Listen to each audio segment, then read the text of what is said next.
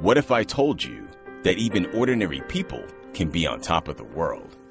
The first attempt on the North Pole by a team of women gets underway today. The epic adventure will take them over 1,000 kilometers of hazardous sea ice. It's thousands of miles of ice and nobody. And so I found myself walking into this water and then sinking up to my neck. I honestly thought I was going to die in the Arctic. The all-new 30 for 30 podcast. Subscribe now on the ESPN app or Apple Podcasts. 30 for 30 podcast is presented by Mini. We're finding the best sports stories for you right now. And to do that, we're behind the wheel of the new Mini Countryman, the biggest Mini yet. Please proceed to the highlighted route. To find great sports stories, you have to get out into the world and follow your instincts. That's where the new Mini Countryman's all-wheel drive comes in handy. With all four, we can chase down a story in the city, the country, and most places in between. No matter what story you're chasing, the new Mini Countryman will help you find it. It's available now, and so are 30 for 30 podcasts. This is the Dan Le Batard Show with the Stugotz podcast. If you listen to this show, you know that I'm more interested in the sociology of sports, the stories, the narratives, than I am in the details of the games. Today's guest list is not very sports related. William H. Macy and David Simon, creator of The Wire, are going to be on with us.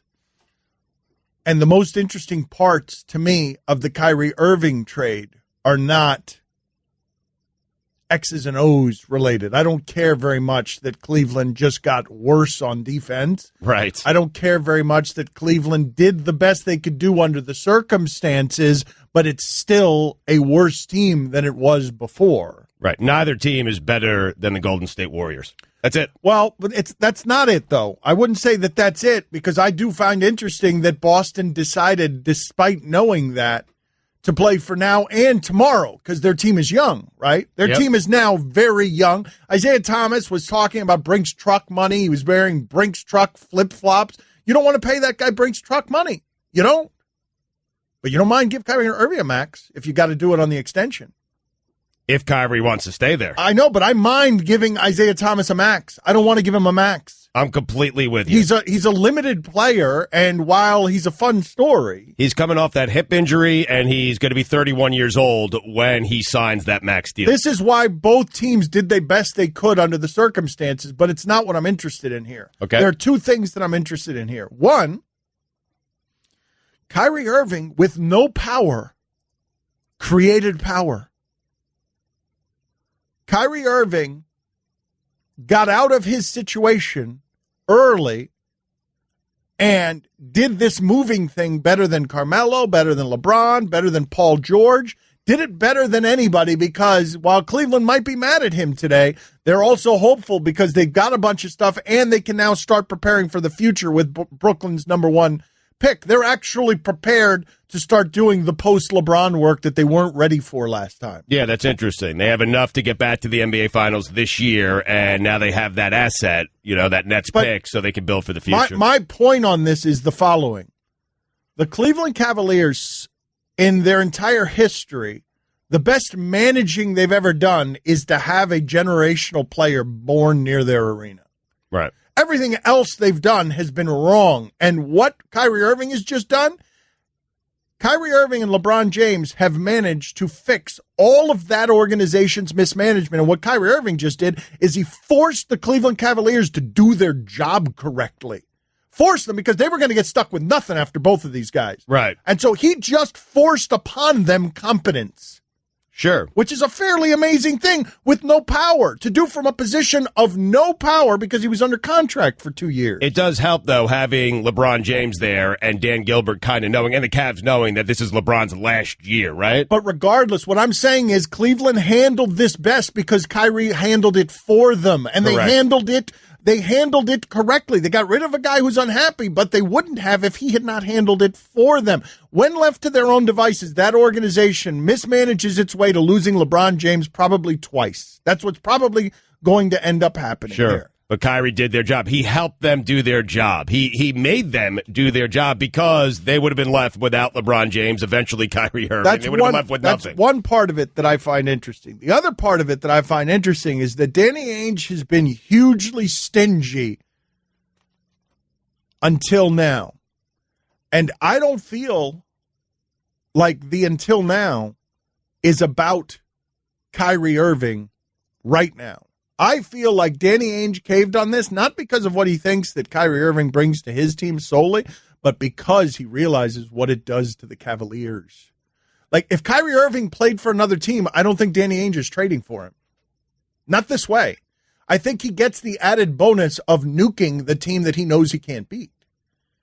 You understand what I'm saying there, right? Like, I don't think, do you think that Danny Ainge makes this exact same trade if Kyrie Irving plays for anyone else in the league? Because I don't. Because he's been unwilling to make this trade for Jimmy Butler. He's been unwilling to make this trade for Paul George. Right. Now, at the time, he didn't have Gordon Hayward, which does change the math a little bit. Sure. But Boston knows they're not good enough to beat Golden State right now. But what they did yesterday was make themselves good enough to beat Cleveland in their mind. Good enough to beat Cleveland, which is why they were trading specifically for that piece. It's not as much, or it's as much about how it helps them as it is how much it hurts Cleveland. Weaken the team that you're trying to beat in the Eastern Conference, even though I still think the Cavaliers are better, but you said it perfectly. In their mind, that's what they think. They now think that they're a better team than the Cleveland Cavaliers. And they think they could compete. They didn't think that with the team they had that was losing by 50 at home in a playoff game. They think that now. And it's a reasonable thing for them to think. Because I'm telling you, hey, am I absurd with this? Am I absurd with what I'm about to say? Because I know you guys think of Kyrie Irving differently because of the last 3 seasons, but I don't think of him differently. He's a very good player who happened to have the benefit of playing with LeBron James for the last 3 years. Can I make the argument that Gordon Hayward's still better than Kyrie Irving? I can make that, couldn't I? I haven't looked at the numbers. I have not put the numbers by each other from last year. But is it an argument that I can make, yes or no? Because I don't think the audience thinks it's an argument I can make because of how they think of Kyrie Irving. But what I'm telling you is, if Gordon Hayward had played in Cleveland the last 3 years instead of Kyrie Irving, and Kyrie Irving had played in Utah, you'd think right now that whatever you think of Kyrie Irving and Gordon Hayward would be reversed if they happen to have switch places with each other. I mean, I'm certain it sounds silly to a lot of people because you've seen Kyrie Irving play in the NBA Finals the last 3 years. You saw him hit the biggest shot in Cavalier history. He basically won the NBA Finals at Golden State. But you can make that. I'm looking at the numbers right now. You can make that argument. Whatever it is, I haven't looked at the numbers. But what I'm telling you is whatever the numbers show, there isn't going to be much of a difference. There's going to be an arguable difference, but not much of a difference between what Gordon Hayward is as a player and what Kyrie Irving is as a player. Now you have 2 of them when you didn't have any of them. You had Isaiah Thomas. Boston Celtics didn't have any of those guys, and now they've got 2 because Isaiah Thomas is a lesser player than either of those 2 guys. Agreed. I haven't looked at the numbers in comparison to Kyrie Irving, but during free agency, I was looking at the numbers Gordon Hayward compared to Paul George, and when you look at all the metrics, you can make the argument that they are essentially the same player, and some might give certain edges to Gordon Hayward. Now put Paul George on the Cavs, you certainly feel a certain way that he could absolutely be Kyrie. Boston is built correctly for this reason. They've gotten good players who are hard to come by. They've gotten some of them free. They've traded for them, and all of them are young. Boston has rebuilt the way that you rebuild. They stole the Nets picks. The Nets have been awful for a while. At the time, the Nets were getting super teams with Darren Williams, Kevin Garnett, and Paul Pierce on the cover. Brooklyn had 1 relevant season and then stopped being relevant. With the exception of Horford, you're right. They are young. I mean, Jaylen Brown is a young guy. Jason Tatum, a young guy. Kyrie Irving, of course, is a young guy. And I asked Mike before the show started today, how many more assets do the Celtics have? They have a ton. They have the Lakers' first-round pick next year. They have a Memphis pick down the road, a Sacramento or Philadelphia pick down the road. First-round picks, by the way. And Dan and Stu, you can make the argument that they sold on that Nets pick at the right time because the Nets might have improved a little bit, and so many teams in the East got so much worse that maybe that's not a surefire lock to be the number 1 pick. I believe. What do you guys believe about this? Would Danny Ainge have made this exact same trade? Because Cleveland got a haul for someone in a position where they weren't in a position to get a haul. Would Danny Ainge have made this trade if Kyrie Irving played for any other team in the league? Because my answer is no on that. I think he wants to end Cleveland now. I think he wants to start the process of Brad Stevens winning with young people. You know how it works in basketball. You never win right away. You have to wait a couple of years. You have to do some suffering for a couple of years. Not the first round suffering that they've been doing, and not the suffering that they did against Cleveland where they weren't even really close. I still think he makes the trade, Dan, because I think what he was telling you was he has no intention of signing Isaiah Thomas after this season. This was an easy way to get yourself out from underneath Isaiah Thomas because Celtic fans, that city has grown to love him. I still think he makes the trade because it makes his team better. I know. It makes his team better. That's it. But Paul George and Jimmy Butler would have made his team better, too. But Paul George was on a one-year deal, and, there were all kinds of rumors that he wanted to go to L.A. And Jimmy Butler, I don't know what was. His contract is over. No, but I was going to say I don't know what the Bulls were thinking. They probably should have been more aggressive going after Jimmy Butler. They weren't for whatever reason. We all laughed at Danny Ainge's inability to pull off the big deal, but when you look at this big deal, it was made because of smaller deals. They turned Brendan Wright into Jay Crowder. They turned Marcus Thornton and a first-round pick into Isaiah Thomas. They turned Isaiah Thomas into Kyrie Irving. It's incredibly impressive. That team is well run. That team is really well run. Yeah. And they took the hit that you need to take in order to get bad for a couple of years so that you could, and they took the hits they should have taken on not trading any of those assets, never getting anybody until they got Gordon Hayward in place. I don't think they trade. When you say for whatever reasons, I think the difference, the reason they didn't trade for Jimmy Butler and Paul George and didn't get in those games interested in a way that was huge, in a way that they just did now with their Brooklyn picks, is because they had Gordon Hayward in already, and now they could get around to team building. They didn't want to do it for Paul George or Jimmy Butler in a way that might have kept Gordon Hayward from going there. And a testament to how well that organization is run, they didn't romanticize a number one seed.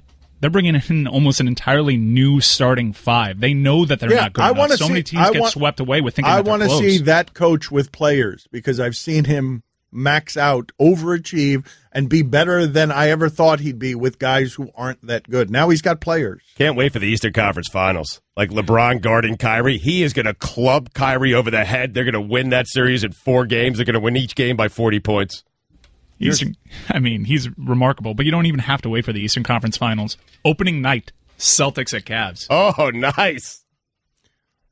Stugotz. Come on. LeBron is licking his chops. He cannot wait. As far as LeBron's concerned, the Eastern Conference Finals this year is the NBA Finals. He doesn't care what happens after that against the Warriors. He knows he's going to lose that one. Him against Kyrie, that is the NBA Finals this year for LeBron. Sweep every game by 40. That's where I wanted to take the conversation. Do you realize, though, how many times you've made that prediction over the last few years and how many times it's been wrong? Every time. There was once that it was right. There was once that it was right. Close to being right. I don't think it was right. I said 40. They won by like 37. There was once that it was right, but you keep making the prediction. You're like 1 for 40 on the prediction. But it has been right once. Thank you. Dan Batard. White people mad? Try to get me fired. Go ahead. Get petitions together. Stugotz. Come on, white people. Oppressed white people. Rise up. Form a union. Gather around. You can be united on something. It's mad at me. This is the Dan Le Batard Show with the Stugotz on ESPN Radio. Catch me and Mike Golick Jr. every Sunday for Weekend Observations from 7 to 9 a.m. Eastern on ESPN Radio and the ESPN app. What's the Suey we're going to get to in 10 minutes, Mike? The Sueys are our Oscars. People are very excited about them. We've been doing a lot of laughing. They've made the last couple of shows go by very quickly because we just do year in review stuff every year at the end of August where we just sort of get nostalgic about all the stuff that we've done over the last year and laugh at some of the memories. What's the first category today? We are debuting a new category today. Stephen A. Smith moment. Wow. Whoa. Wow. That's going to be a big one. Many could argue Stephen A. Smith was our show's MVP this year. That's fairly amazing considering he's not on this show. Let's put that on a poll. Yes. Yeah. Was Stephen A. Smith the show's MVP this year? Yes or no? He's not even trying. He doesn't know about our show, doesn't care about our show. No. He's bothered by all our phone calls will you come on our show, and he might have been the star of our show. It's like Mike Trout winning team MVP for a team that he's not on. I mean, Stephen A. is the best ever, man. He is making other shows. He really is. He's making other shows better. without being a part of those other shows. He's making everyone better. Do you really realize is. how hard it would be for him to make his radio show better by using sound from ours? We asked that question yesterday about, like, who would do whose job better, Roger Goodell as cruise ship captain or cruise ship captain as Roger Goodell. We are able to take Stephen A's sound. He's so good, and he is able to make our show good by just appearing on our show in whatever form he appears in. Yeah. If he were to try to use the sounds from our show on his show, we would make his show worse. By the way, 83% of the audience said that the captain would do a better job as Roger Goodell. Thank you for updating that poll from yesterday. It seemed like important information to get out there. Well, to be fair, it's an indictment on Roger Goodell's inability to master a ship and crew. Right. Okay. Do you guys realize that Stephen A. Smith in sports is the guy who makes everyone better, and we're the guy who makes everyone worse? Who's the guy in sports who makes everyone worse? You always hear about, like, Shaquille O'Neal and LeBron James make everyone better. Like, I'm going to nominate Blake Bortles right now. Who do you beat me with? If I nominate Blake Bortles for he makes everyone worse, like, I'm pretty sure That's tricky. I'm pretty sure we would know who those Jags receivers are if they played with Aaron Rodgers. Oh, but that's tricky. He's so bad, he gets him in an early hole. Then he has garbage time, and he makes Allen Hurns and Allen Robinson fantasy studs. All right, well, that's why it's a good conversation. Who makes everyone worse? You're always hearing the compliment in sports, and really, there's only 2 times in basketball that I've seen it, because Shaq and LeBron are people who, when you look at the career shooting percentages of everyone around them, they are made better by playing with the attention and the distributing of Shaq and LeBron James. But I want to do this on the opposite end. Who in sports, you get that guy? Because I thought this is the testament to LeBron James. I thought J.R. Smith was that guy, and then J.R. Smith gets over there, and all of a sudden everybody wants J.R. Smith. Yeah, he's a champion, right? I kind of think Isaiah Thomas he might be that is guy. that guy. I actually truly believe Isaiah Thomas is that guy. How about Carmelo Anthony? Hold on a second. Hold on. Name the player he's made better. Hold on a second. Hold on. I think Mike's got a good one here, because now Isaiah Thomas, I believe you could throw anything into the LeBron vortex, and what will come out is going to be better than it was, Isaiah Thomas included. But Isaiah Thomas is going to be a tough test, because when the hell has LeBron James ever had a 30-point-a-game scorer on his team? When has LeBron James ever had? Well, you have Wade, right? Well, he's got J.R. Smith sitting right there. They're just not using him. Whoa. I'm not saying that Wade's not a good scorer. I'm shots. not saying Kyrie's not a good scorer. I'm saying Isaiah Thomas averaged 30 points a game. Yeah. That was a thing that actually happened. I'm not saying that those guys aren't capable of it. I'm saying they've never done it. right. Your best bet. Is Isaiah Thomas going to be the same player this season? He can't be.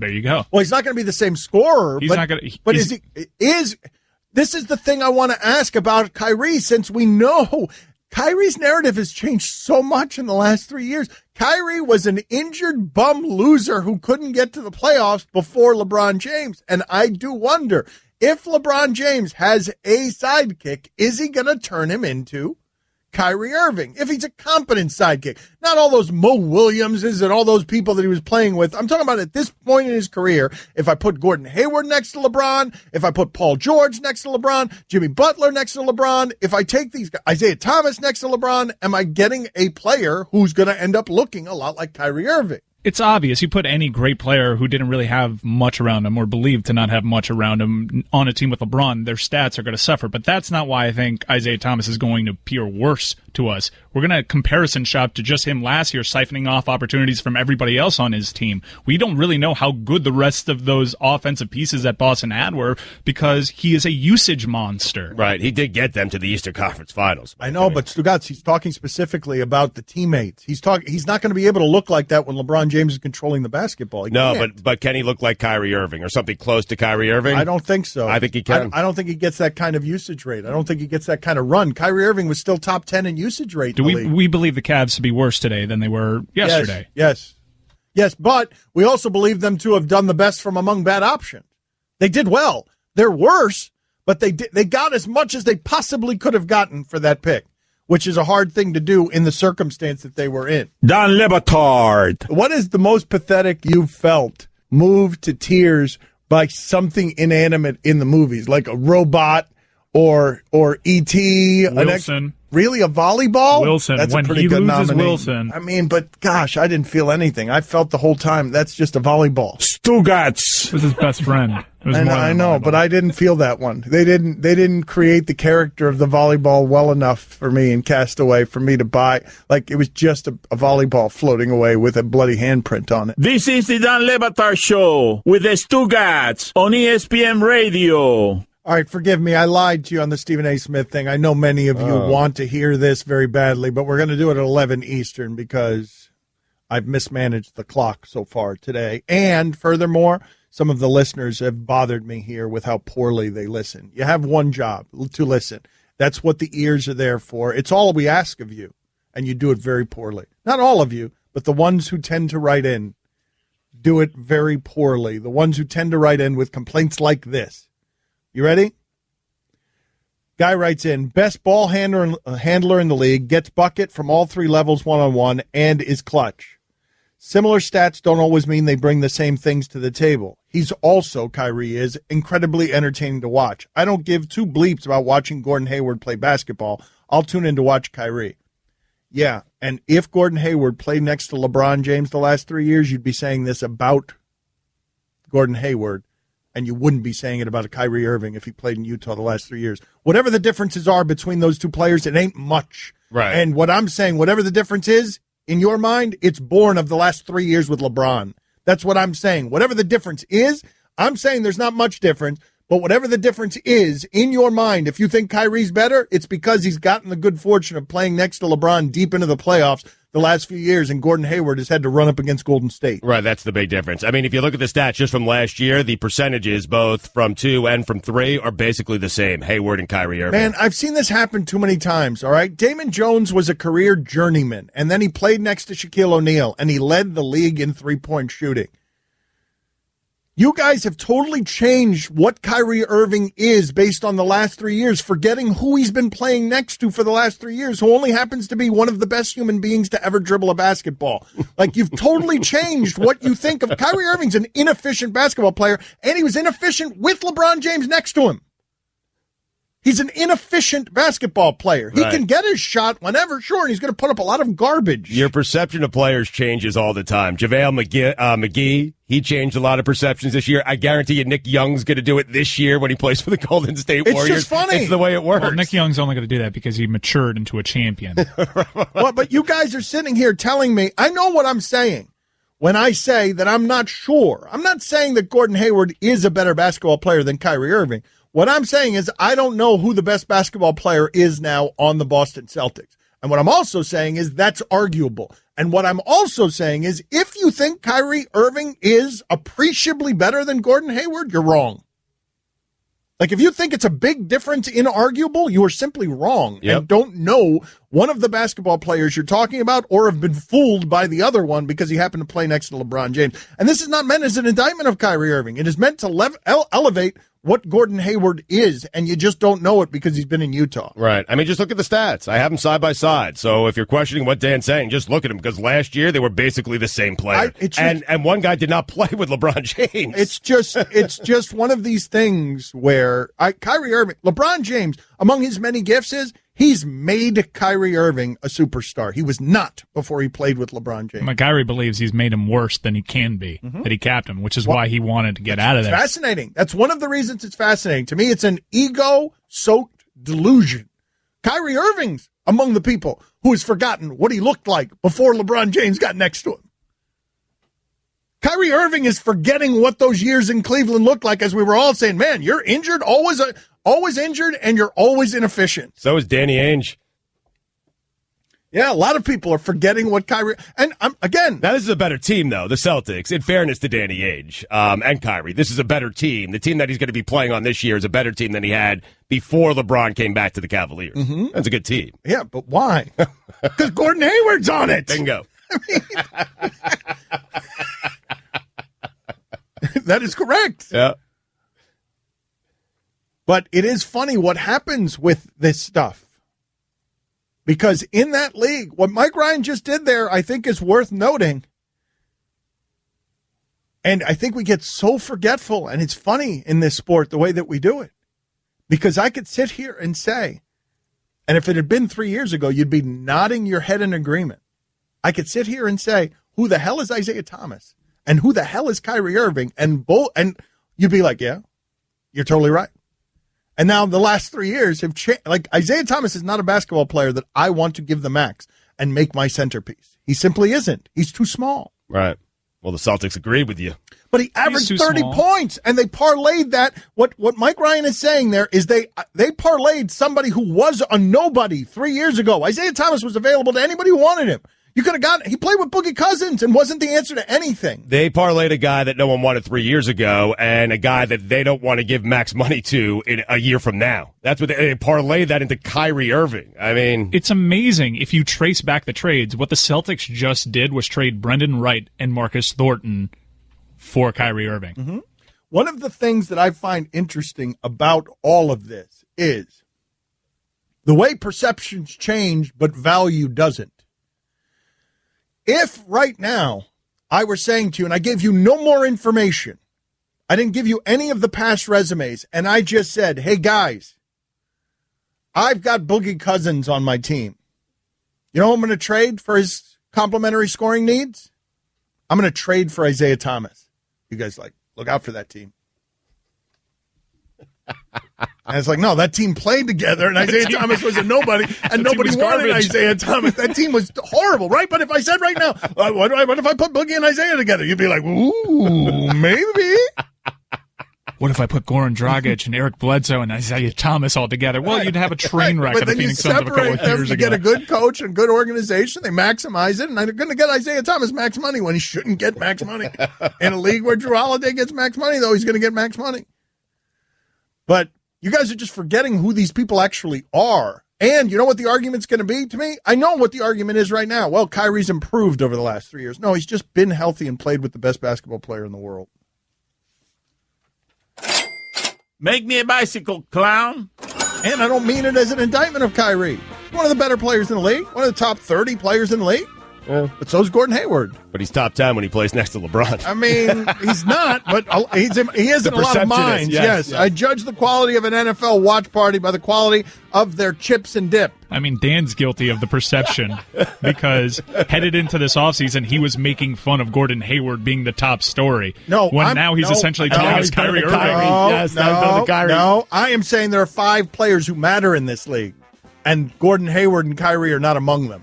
There are 5 players who will change the narrative. Those 2 aren't among them. They're on the same team, and they're not going to change it. 3 of them are on the Warriors? Yeah, just about. Yeah. That's a pretty strong take by Dan. You got a future in this industry. No, 5 guys that matter in the NBA. Kyrie and Gordon aren't any. I love it. It's not been it's been my consistent take. I don't have to. I'm not like Stugotz, who doesn't keep track of the things that he said. Name the 5. Yeah, give us the 5. Give us the 5, please. To prove that you're good at this. He's teasing the 5. Who are you? Don Batard. Ooh. Guillermo, sassy. Stugotz. You're sexy when you're sassy. This is the Don Batard Show with the Stugotz on ESPN Radio. Guest on the Dan Le Batard Show appear via the Shell Pennzoil Performance Line. William H. Macy going to be there at noon Eastern. David Simon, creator of The Wire, will be there at 12:30 Eastern. Get in touch with the show anytime to the 1-800-Flowers Twitter feed at Le Batard Show at Stugotz790. Nothing makes a summer birthday or anniversary more magical than 1-800-Flowers.com. And right now, when you order a dozen multicolored roses for just $29.99, you'll get another dozen absolutely free. It's simple. Go to 1-800-Flowers.com/ESPN. There's going to be a lot of talk today.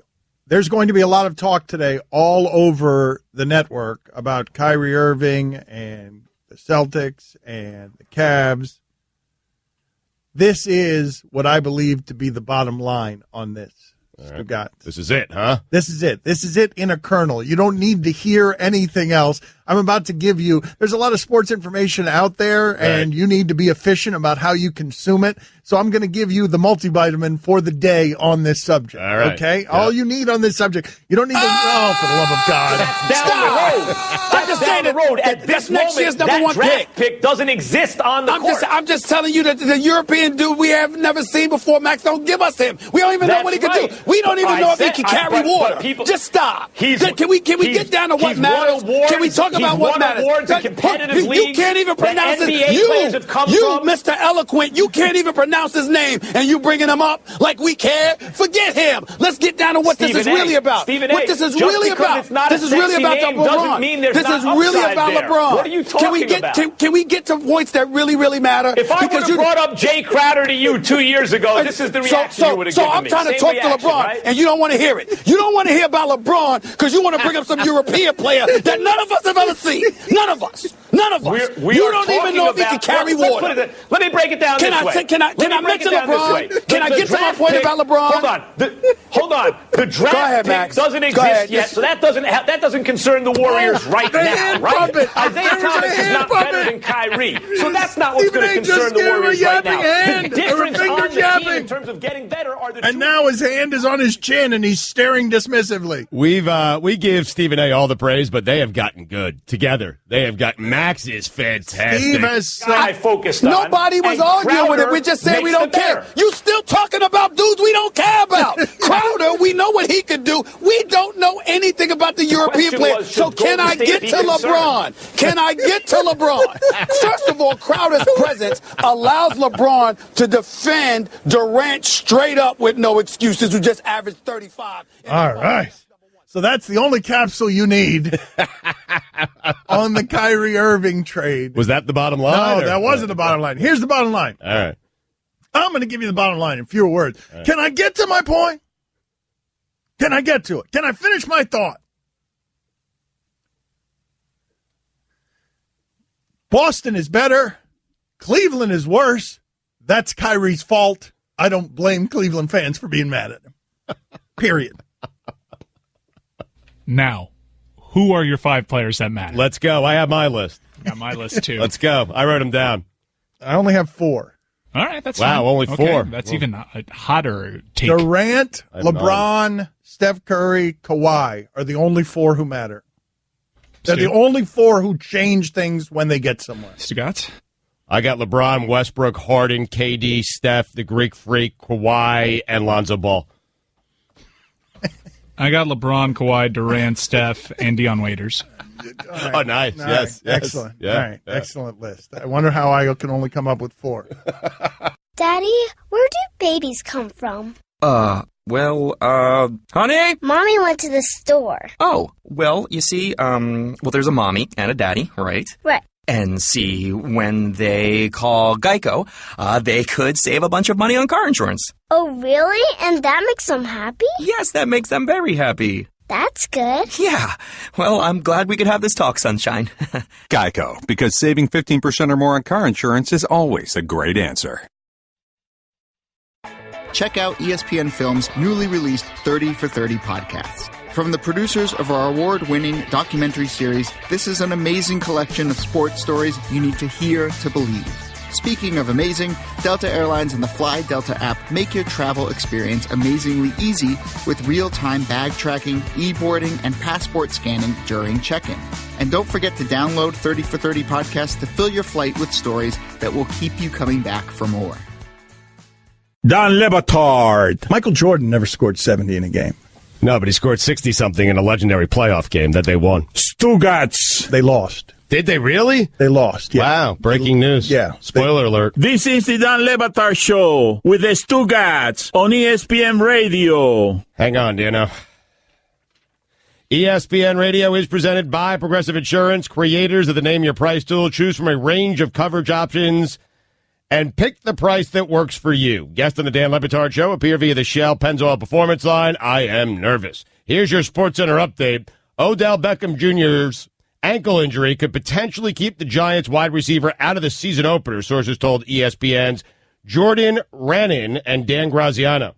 Jordan, I apologize. I feel like I butchered that name. I have no idea if it's Rannin. How would you pronounce that, Dan? Just keep it moving. Well, here's the tough part. Civil rights attorney Cyrus Murray? All right, we'll go with that. If it's Murray, it doesn't seem like it's that You're difficult. uncomfortable with the names. Like, was there a question mark in his last name? Yeah, I'm asking. Anyway, Cyrus co-wrote the NFL's Rooney Rule, and he plans to challenge DeMaurice Smith for his job as executive director of the NFL Players Association. And finally, a Waterloo man wanted on sex offense charges was arrested Monday by the U.S. Marshal Service while attempting to view the solar eclipse in Cedar Rapids. According to a news release from the U.S. Marshal Service, Ladarius M. Blue had been wanted for failing to register as a sex offender. Blue has been unaccounted for since early June. Surveillance was set up in Cedar Rapids, and law enforcement enforcers were able to positively identify Blue as he exited a residence in what appeared to be an attempt to observe the solar eclipse. When task force members approached Blue, he led them on a foot chase before he was ultimately captured. Wasn't that difficult. For all the latest headlines and information, tune in to Sports Center on ESPN Radio all throughout the day. I don't know what happened there. William H. Macy is going to join us in an hour. David Simon, creator of The Wire, is going to join us in an hour and a half. What happened there is you referred to enforcers as infarters. That's what happened there. There's no way. That is what happened. There's no way I did that. I said enforcers? Yes. Yeah. That's what you don't even need to go to the table. It wasn't even supposed to be enforcers. It was officers. Okay, so you made officers enforcers, and then enforcers became infarters. Yeah. Ladies and gentlemen, the Stugotz experience.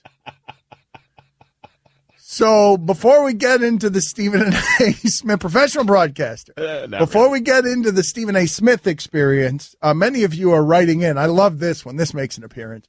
Le Batard, have some talk about Robert Lee. Talk about the ESPN Robert Lee controversy. Have some I don't want to have some I'll have some later in the show. Right now, I'd like to enjoy some Stephen A. Smith.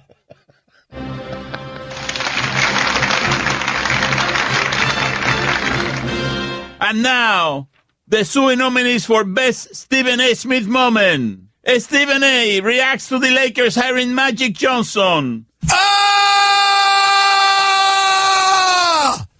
It is official, ladies and gentlemen. It is official. The Los Angeles Lakers have just announced minutes ago during the commercial break that Magic Johnson, Irvin Magic Johnson, is the new president of basketball operations. Stephen A. calls one of Tim Tebow's spring training at bats. The one and only Tim Tebow is about to come up to bat for the New York Mets. He's about to face live major league pitching. Just took a pitch, outside corner, strike. Tim Tebow from Makati, Philippines, 6'3", 255 pounds. Just took a strike on the outside corner. Another strike. That's a strike. How was that a ball? The referee. Oh, come on. Come on. I'm sorry, y'all. I got to get a little distracted here. I'm a little excited because I'm rooting for my friend Tim Tebow to get a hit here. Oh, strike two. He just swung and missed on a pitch. Outside corner. Tim Tebow, slow bat speed, y'all. Slow bat speed. I smell a strikeout coming. I hope I'm wrong. But I just smell it coming. Nope, low. Oh, that's a bad call by the umpire. I got to give credit where credit is due. Tim Tebow did not deserve that third strike call. Bad call by the umpire. Stephen A. is furious with the Knicks. Good afternoon. This is Stephen A. Right here on the Stephen A. Smith Show, ESPN Radio. The hell with the music right now. I am having a very bad day. I'm having a very bad day. Yeah. I'll be honest with you, I'm pretty damn ticked off. I mean, I cannot believe the kind of nonsense that I am hearing right now. And I don't know how much of this I'm going to take today. I'll be the first to admit it. I am warning y'all ahead of time. Do not call me today and get on my damn nerves. I'm trying to tell you something right now. ESPN's not going to stop me, damn it. FCC Airways might not stop me. I'm that ticked off. Yes. I mean, I'm sitting up here and it's bad enough. I wake up this morning and I grab my oatmeal, throw some almond milk in there, some cinnamon, and some little bit of brown sugar, some blueberries. And I go on first take. And while I'm on first take, I receive the news that the New York Knicks are open to trading Kristaps Porzingis. You have got to be kidding me. There's a lot of stuff going on, and it's all good in respective cities, it seems, except New York. I mean, my God. I just can't take this. I just can't take it. I can't take it. This is unbelievable. Stephen A. argues with LeVar Ball. You gonna beat Michael Jordan? You taking one-on-one? Really? Michael Jordan? I'm just saying, you would take Michael Jordan. Like I told you, you know better than that. No, you know better than that. Guess what the story is now? Who's better, LeVar or Michael Jordan? Nobody think about no damn LeVar. Yes, they are. Look at you. Who we talking about? Think about no LeVar. LeVar? Are you good? Lonzo, yes. Not LeVar. Lonzo don't want to see me. I'm too big, too strong. We talking about the GOAT here, the greatest of all time, Michael Jordan, and you running your mouth talking about you going to beat him one-on-one. Why would you say something so blasphemous? In my heyday, blasphemous. He would need help. Really? He's too small. His name is big, and y'all like, it was a 5-on-5 game, he good. One-on-one, I'm undefeated, never lost. Stephen A. Smith sings Phil Collins' Susudio. Love this song.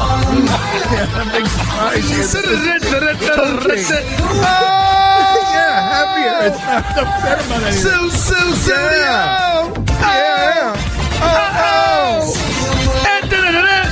Phil Collins, y'all don't know about that man. Stephen A. Smith sings The Gap Band's Outstanding.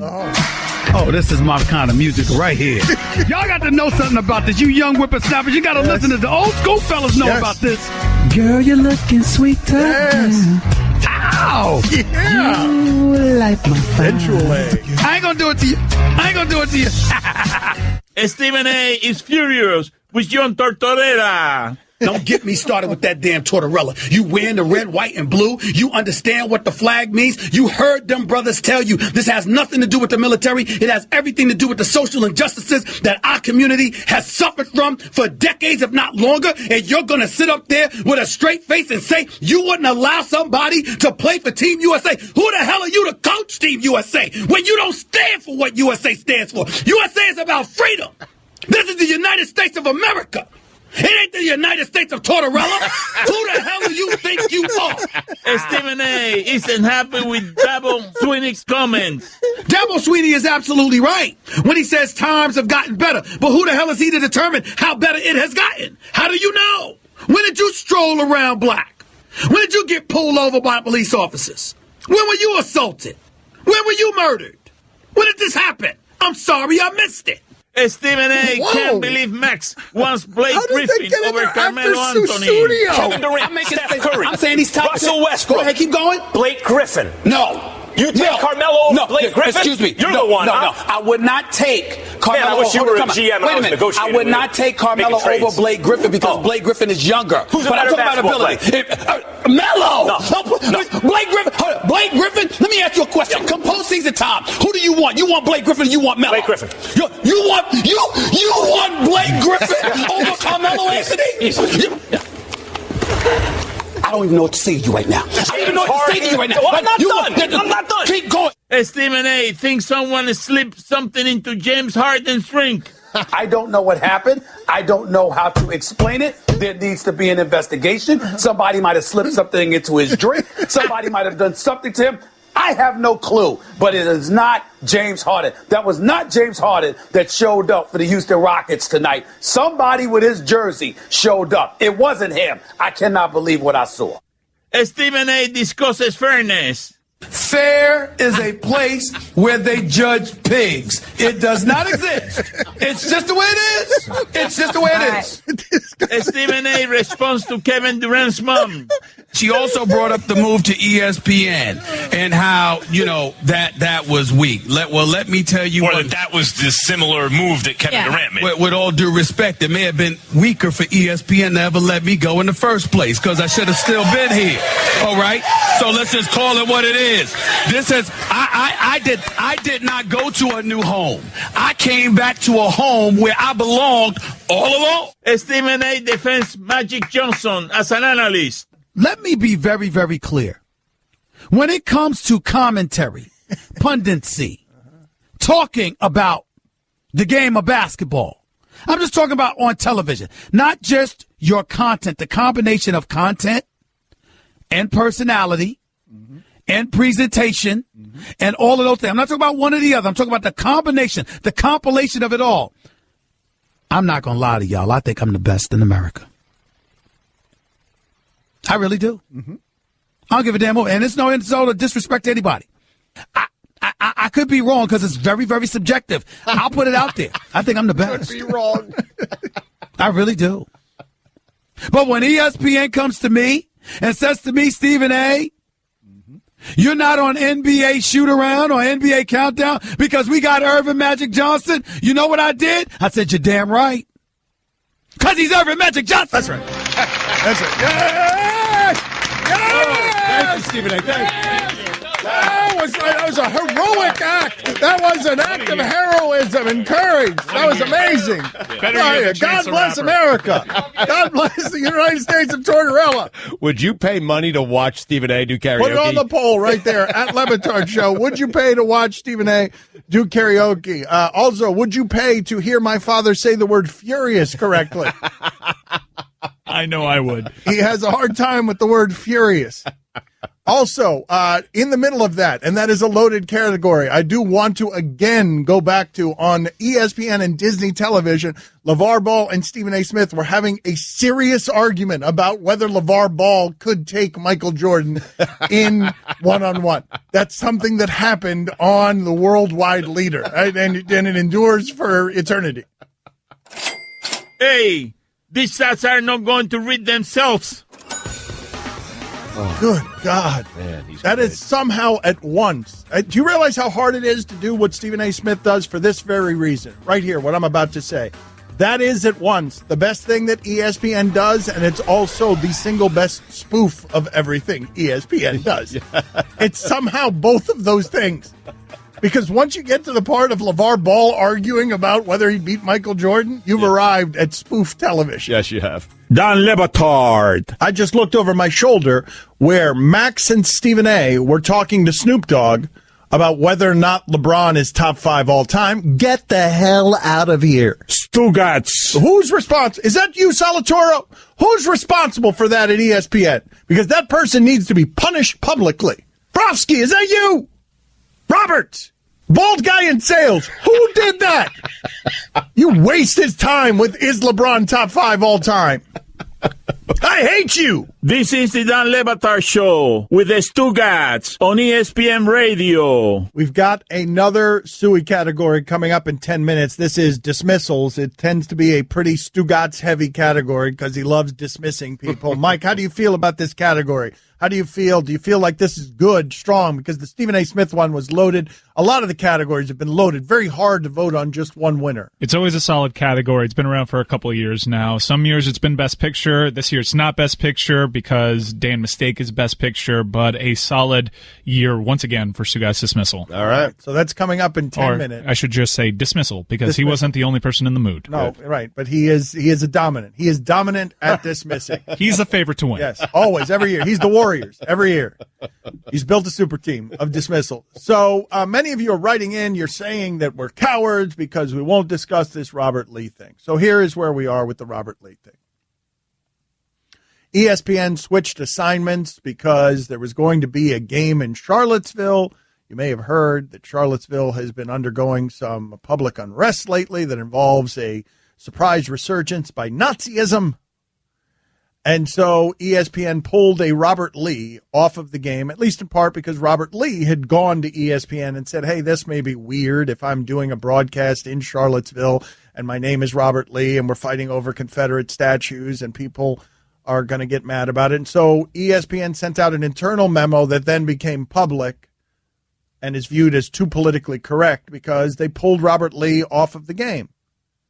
At Robert Lee's, not insistence, but Robert Lee had rightfully, understandably, didn't want to be the middle of just calling a game, and people are going to be pointing out the irony or the silliness of this guy's name being Robert Lee in Charlottesville. It's more of a suggestion by Robert Lee, right? And he's entitled to make that suggestion. But it is exactly the kind of thing I would be making fun of from afar if I were interested in making fun of ESPN snowflake ways and and how cowardice has taken over and political correctness. It's something, and ESPN wanted to avoid the mockery on the other side of this, which was coming. If they put Robert Lee on a game in Charlottesville, it would have become a bunch of gifs and memes about how could ESPN be so stupid, what a stupid oversight. But instead, they're criticized for going the other way, which is just pulling him off the game, and now they're being too politically correct. Reassigning him to another game. It's not like he's losing work. Right. He's working the Youngstown State Pittsburgh game. Right, but I get both sides on this, though. I get why it is that people would make fun of this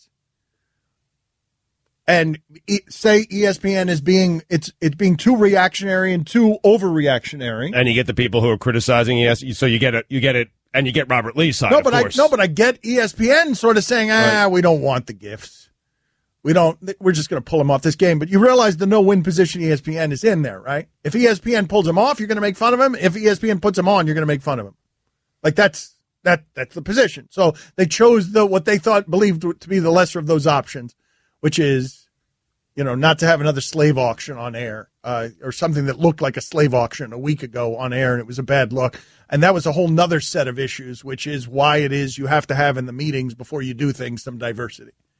That's the reason that right there, the way that looked is the reason you need to put diverse voices and types in power so they can warn you when during Charlottesville you're doing a fantasy trade auction that looks like a slave auction. It's one of the very good reasons that you need to have black, brown voices just heard in the room when you're making decisions. Understood. But you kind of feel for the guy who's there to spice up 36 hours of fantasy football and is tasked with how do we spice up fantasy auctions. No, I don't feel bad for him. I think that's funny.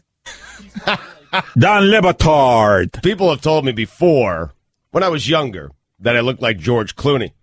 I'm serious. When I was younger. Stugotz. You have a booger in your right nostril.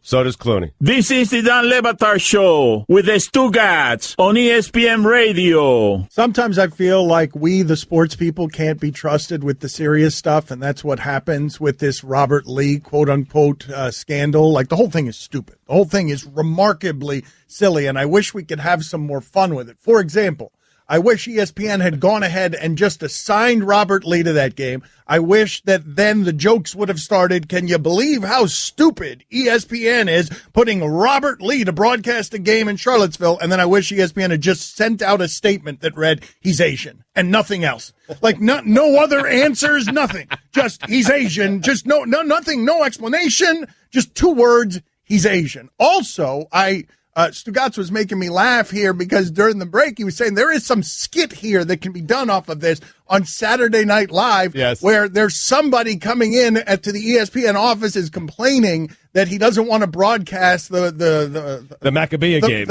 Is that how you pronounce it? Maccabee games. Did you just pronounce that wrong? Maccabee games.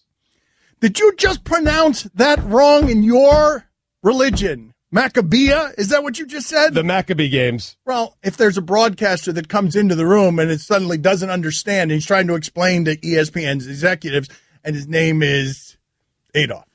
All right, dismissals.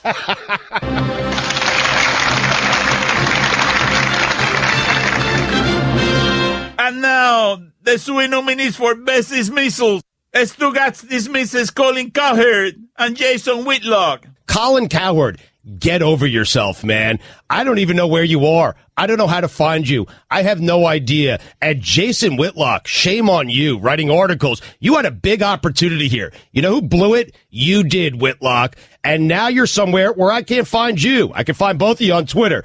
But here's the thing with both these guys. I'm really not interested in what anyone who was with ESPN has to say about ESPN right now. I don't care. Colin Cowherd predicted this. He told his staff when ESPN signed its recent NBA deal feel that ESPN is done? Guess who's not done, Colin Cowherd? ESPN. Guess who's not done? This radio show. Guess who's just getting started? Us. Guess who is done? You are. You are finished. And Jason Whitlock, you should be ashamed of yourself because now you're buddy-buddy with Colin Cowherd.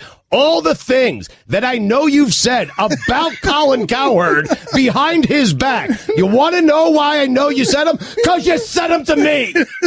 You said them to me, Whitlock. Stugotz dismisses the Chicago Cubs. Stugotz proclaimed himself tired of the Cubs during the commercial break. Yep, tired of them, their fans, Theo, Joe Madden.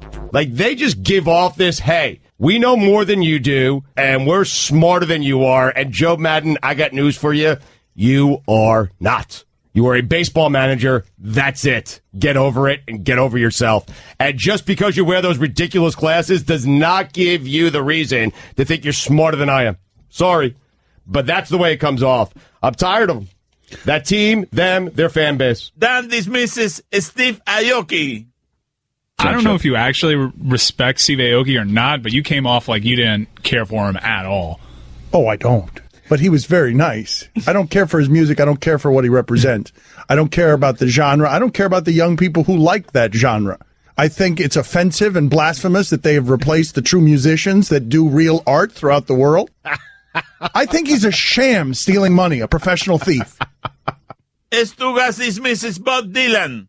What is happening right now with you and Bob Dylan is you're disrespecting everything the man has done in his career because he hasn't served you at sleepaway camp. He doesn't interact with anyone at the camp. I know, but in fact, I just learned he hasn't been to visiting day in 2 years. I mean, go visit your kid. You send your kid away for 7 to 8 weeks over the summer, and you get to see him or her once per summer for 24 to 48 hours. Go check out your kid. Go hang out with your kid. And the voice is overrated. The writing is fantastic. The voice is overrated. I mean, you have to agree with me on that. Stugotz dismisses Jack White. Let me tell you, the last place I'm going for children advice, for child advice, for parenting advice, the last place I'm going is to Jack White and his stupid book. Okay. Jack White. And honestly, who is Jack White? Pretentious Jack White. Hey, I'm going to fire up a children's book.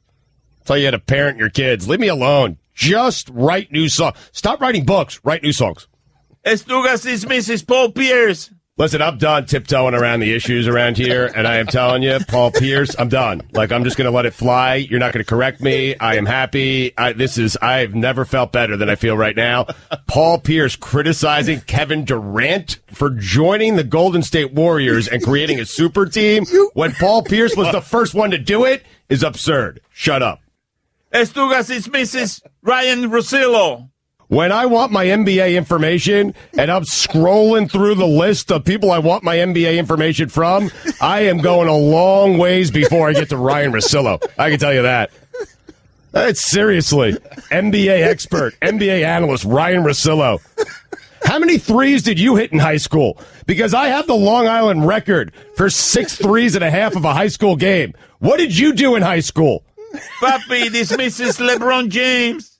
LeBron James. The most overrated player in the NBA, the crybaby of the NBA. He's the only player in the NBA that about every call that goes against him, and the referees are so scared of him that they walk away from him. And he keeps following the referee. And when he complains, Adam Silver hides under his desk, giving whatever he wants. LeBron James. Papi dismisses Dwayne Wade. Dwayne Wade, another crybaby. He pulled the same Stugotz LeBron does. The only thing is that he lies more than LeBron. He says, I always love to play for my hometown, Chicago. Now, after a season, he's blaming Pat Riley on everything that happened in Miami. He's as funny as a $3 bill. Now, $24 million a year. Boy, that's highway robbery. There's posters all over Chicago. It says, wanted, Dwayne Wade for robbery. Dwayne Wade. Stugotz dismisses LaMarcus Aldridge. LaMarcus Aldridge. Awful. I mean, no, he's an embarrassment, man. I'm telling you, Greg Popovich is going to get rid of that guy in the offseason. He was an embarrassment last night. He is so out of shape There are so many times where the Rockets were playing 5-on-4 on offense because LaMarcus Aldridge was walking back on defense. He's bad. He's not a good player. I don't know what happened to him because when he was in Portland, he was fantastic. He is not good, Dan. He cost them the game last night, although they won the game. But had they lost, I'm telling you, it would have been on LaMarcus Aldridge. And the only reason it's not is because they won the game. Otherwise, San Antonio would be crushing him today, and I'm still going to crush him even though they won. Stugotz Mispronunciation Al Troutwig. If you watched the interview last night that he did with Al Troutwig, I believe, it was a fossil, by the way. Anyway, if you why did you take out Al Troutwig? Troutwig, please. Oh, seriously, well polished Al Troutwig. I got issues with Al Troutwig that go way, way back, way back, way back. Go on. I just don't like the guy, man. I like him. Never been a fan of his. Growing up in New York, you have issues. You said you had issues. Not personal issues. I've never been a fan of Al Troutwig. For some reason, like growing up, New York media, I had a list of like the guys that I least liked in the New York media, and he was always at the top of the list. Al Troutwig. That dismisses Wilson the volleyball. What is the most pathetic you've felt moved to tears by something inanimate in the movies, like a robot? Or E.T. Wilson. Really, a volleyball? Wilson. That's when a pretty he good loses nomination. Wilson. I mean, but gosh, I didn't feel anything. I felt the whole time that's just a volleyball. It was his best friend. It was I know, but I didn't feel that one. They didn't create the character of the volleyball well enough for me in Castaway for me to buy. Like, it was just a volleyball floating away with a bloody handprint on it. Guillermo dismisses Neil deGrasse Tyson. I'm not a fan of his. He's just kind of arrogant. He's condescending. And, I feel like he's in this position because he knows a lot about something no one else knows about. And his area of expertise is largely speculative. So, I mean, is he really that smart? We don't even know if Pluto's a planet or not. We keep going back and forth on that. No one's ever been to Mars. And he's telling us about things light years and light years away. Please. Wait a minute. Speculation. Stugotz dismisses Daniel Day-Lewis. And finally, 3-time Oscar winner Daniel Day-Lewis has retired from acting. Good. Why good? Who cares about Daniel Day-Lewis? Takes himself way too seriously. I'm tired of him. The actor's actor. Please, get so deep inside the role, please. Daniel Day-Lewis, go away. Okay. See how empty your life is without acting. Have fun, enjoy it. It's a good point, and we can't even trust that he's not just researching a retiree's role, because that's what he does. Exactly. The guy's a liar. Right. A person who's retired from acting for his next... Exactly right. That's something that he would do. Well, he is a method actor. When he did My Left Foot, he only tried to use his left foot for many months when he was offset. I would say that Daniel Day-Lewis is one of the few actors that if he leaves acting, it's a genuine loss because he is a thespian. Mm-hmm. It's the last good thing he's done. Go ahead, name it. I dare you. I mean... Go ahead, Lincoln. There Will Be Blood? Oh, yeah, that was good. That was back in 2007, though. What have you done for me lately? Stugotz dismisses Meryl Streep. Meryl Streep. I'm tired of her. Aren't you? I mean, not really, no, but we'll get back to that in a second. Okay. She does come off like, she thinks she's better than you, right? Well, most people think that she's better than them as an actress. Like, she's sort of viewed as the gold standard. Yeah, she's not. Okay. Mm-hmm. A standing ovation for Meryl Streep. Hey, come on. She's been nominated 20 times, and she's won 3. She's a 150 career hitter. Very bad per. Streep.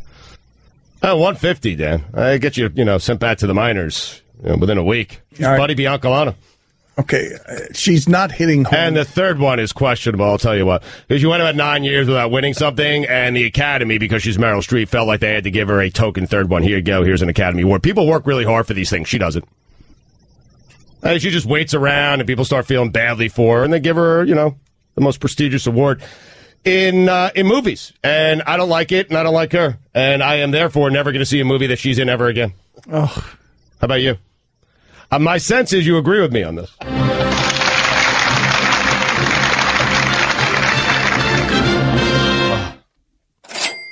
Splash! Mike, I'm telling you, I don't know whether we have another creative project in us, but if we do sign up for another creative project with ESPN, the name of it is going to be he cost them the game even though they won. Like that's going to be, whatever it is, that's going to be the name of that show if we got the energy and inspiration to do another one. Dan Batard. The monkey's throwing barrels at you, Dan. Stugotz. The monkey is throwing barrels at you. This is the Dan Batard Show with the Stugotz on ESPN Radio. It is amazing with the Sueys how often you guys notice what's not in there versus what is. A lot of people clamoring for Guillermo dismissing the paddleboarder.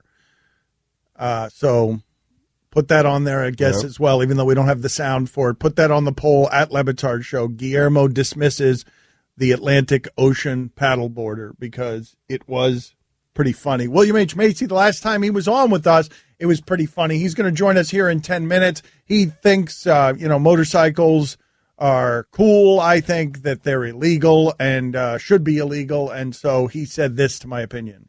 That's what makes them fun, you bozo. So there it is. So that we haven't talked to him since then, but that is William H. Macy, and he's going to be on with us in 10 minutes.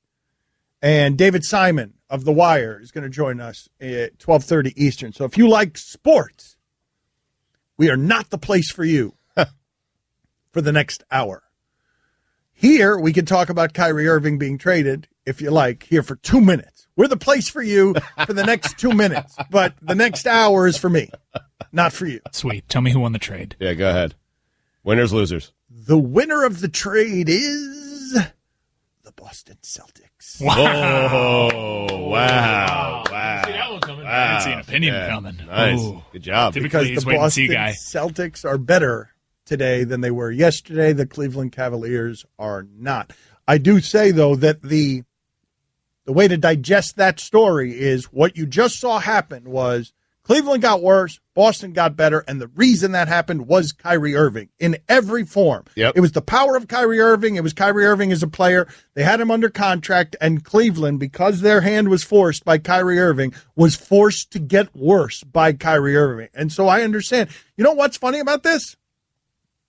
This, to me, if you're a Cleveland fan, this, to me, makes more sense in terms of jersey burning than doing it to LeBron in 2010 because LeBron's contract was up and he was a free agent. Kyrie did this to you. Your finals team, he made it worse. He was under contract, and if you were going to be mad at him, if you were going to be mad at an athlete, this would be a time, to me, that makes more sense than even being mad at LeBron for choosing in free agency something outside of his contract. Is Cleveland mad at Kyrie Irving? I mean, are they mad? I don't know.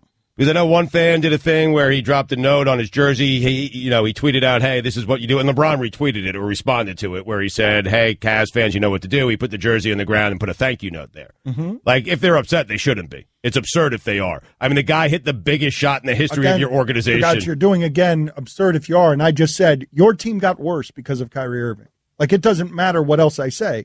If I make that true in any market, your team got worse, and I can identify the reason it got worse, that player, no matter how much goodwill he has built up, that player is going to be blamed for that. I think he did them a favor because everyone knows LeBron's leaving, and so they still got Isaiah Thomas, and they're still going to get him back to the NBA Finals. But, Dan, they got the Nets pick. I agree with you. But next year, a team that was in the Finals is worse, and it was made worse by a player who was under contract who became a headache. No more sports. That's it for sports. We gave you it. Here, digest it. David Simon and William H. Macy are coming up, so that's it. That's all you get. Eat it. You're listening to Love Advice with Leanne. Caller, you're on the air. Hi, Leanne. Long-time listener, first-time caller.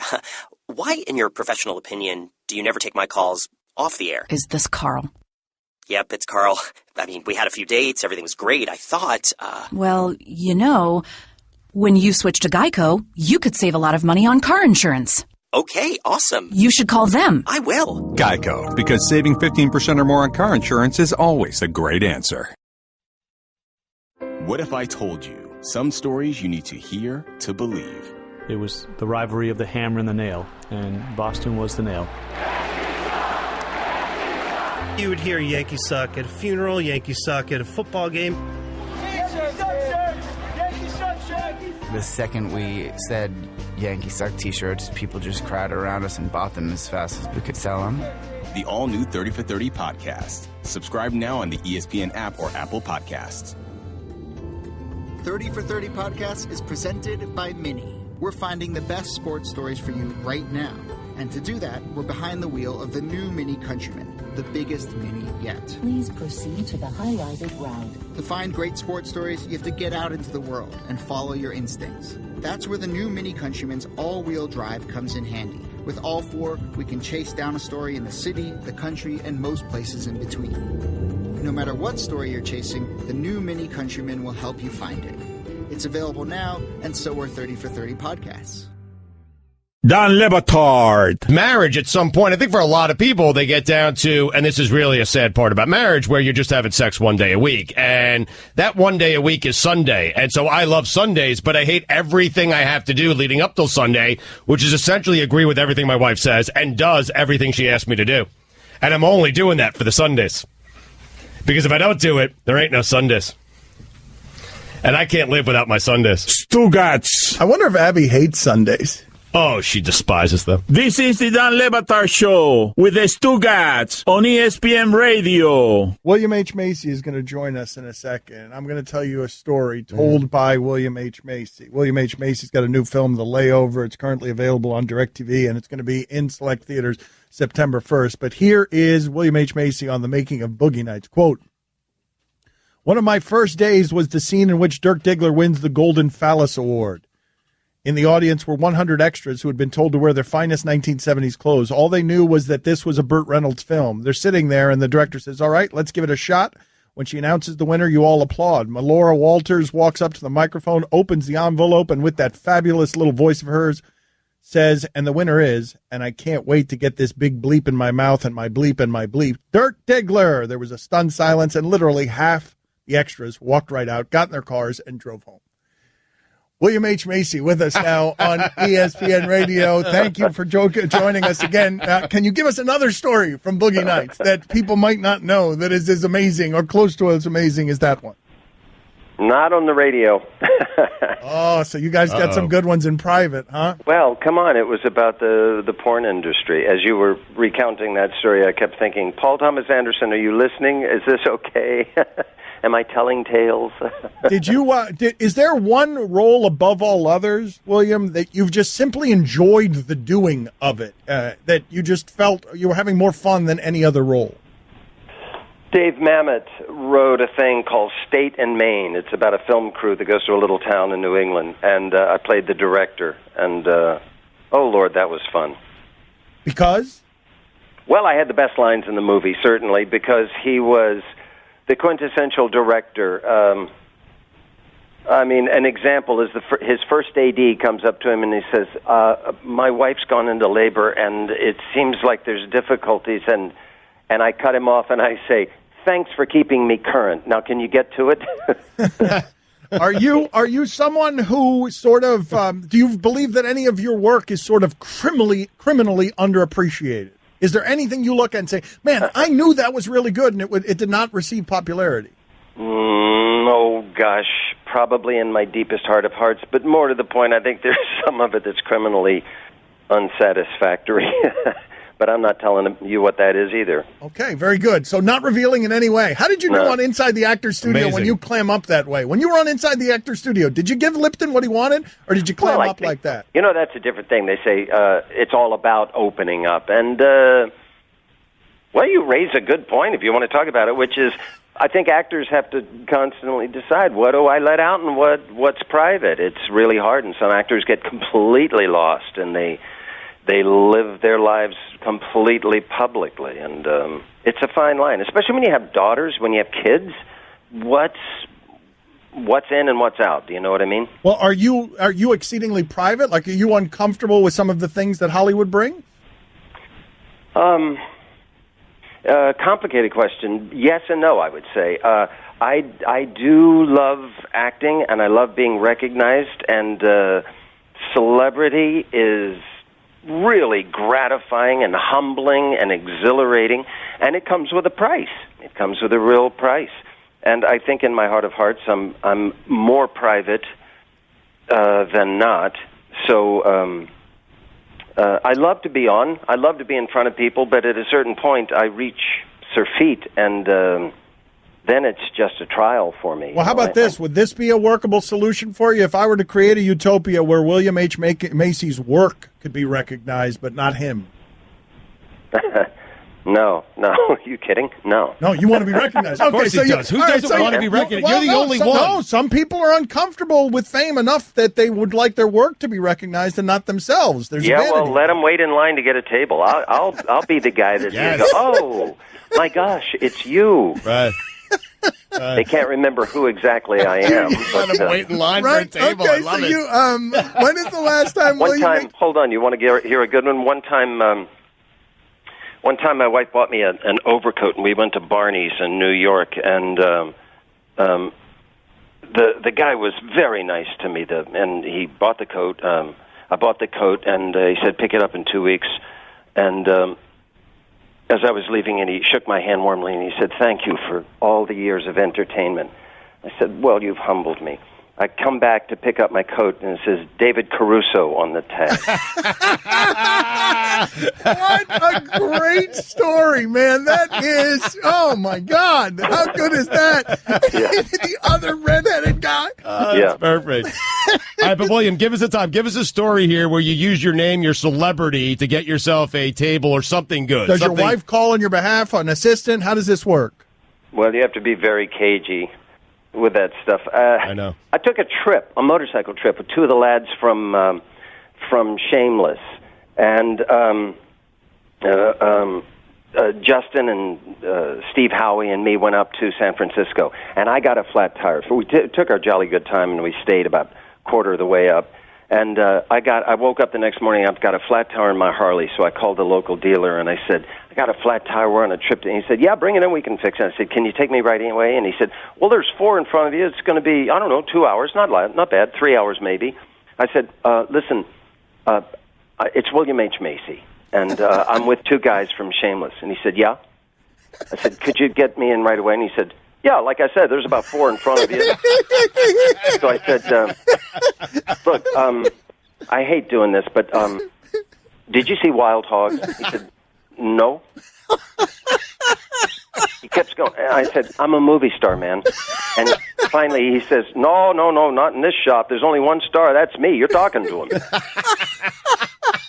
So we went to the Harley dealership. I waited 3 hours and got my tire fixed, and off we go. We rolled into San Francisco at about 12:30, 1 o'clock at night, and we were frozen solid, but I got a lesson. You just described, that guy sounds like a character in Fargo. He does, doesn't he? You just I think described. it's my go-to accent. Such a great story. William H. Macy, new film, The Layover, currently available on DirecTV, and it'll be in select theaters September 1st. You should watch it because he's directing The Layover. And I'm curious, you mentioned Shameless. That role is modeled after your mother, correct? Do I have that right? Nah. It's actually based on a British series of the same name. I don't know where he came up. I mean, me mom loved to bend an elbow every once in a while, and I imitate her every once in a while. My version of her. William bend an elbow. She drank a bit. Drank a little bit. Right. William H. Macy with us here on ESPN Radio. Oh, God. Give him sorry. some room. Give him some room. I thought he was done. We're talking about him. His mother's drinking. Give him some room. William, I apologize. I thought I was done. Please continue. I ruined the interview simply by bringing the subject up. We were having a good time. I should have just told him that Harley should have been illegal. I was just we trying would to have get gotten away into a fight with him. The Harley that got the flat. I was trying to get away from it. William, I apologize, though. Please continue. No apology necessary. All right. What was your question? I'm wondering if there's anything you've done, any role you've played where while you were in it, you didn't think it was that good, and then afterwards you received too much praise. Has that happened to you where you received a lot of praise for something that you yourself didn't think was very good? Whoa. You guys don't mess around, do you? You ask real questions. They kind of require real answers. Yeah.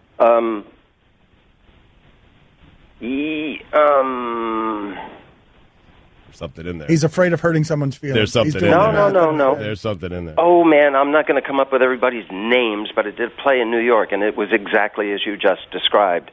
All the way through rehearsals, I thought, is this working? I don't think this is. It was a play at, not Manhattan Theater Club, I don't know. Okay, but it was universally received, or it was received well, and you didn't think it was very good? Yeah, I didn't. I thought it was rambling, and I had my problems with it. And the first performance we did, they were ripping the seats out and eating their young. I mean, I've never heard laughs like that. It was great. And it turns out I had a great role. I mean, I couldn't blink my eyes without getting a huge laugh. New film, The Layover, currently available, DirecTV, select theaters, September 1st. Last thing before we let you go here. Can you explain to us the length that you went to get on Fargo to make sure that role went to you? Yes, I had to audition here in L.A. 3 times. I kept coming back, and but then when I heard they were seeing people in New York, I flew to New York, and you know, I don't recommend any other actors try this, but I said to Ethan, I'll shoot your dog if you don't give me this role, and luckily he laughed. I worked hard on that role. Boy, that was a life changer. What a fabulous movie. Fabulous cast, brilliantly directed. Have you ever wanted a role like that? Have you ever worked that way to get a role before? Yes, I have. It's the actor's cross to bear. There are those roles that you just know, I should have done that. I really should have done that. And you work your butt off, and you didn't get it.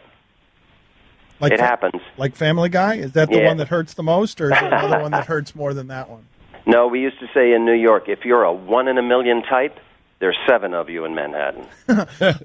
William, thank you for being on with us. We appreciate your time. We really do enjoy talking to you. Thank you so much. My premiere of The Layover is tonight, so light a candle for us. We'll see how it goes. All right, DirecTV, people, The Layover. It's currently available on DirecTV and in select theaters September 1st. Thank you, sir. Thank you, gentlemen. Nice to talk to you again, Dan. Likewise. See ya. Bye. What about Scott? Well, I said gentlemen. Then man.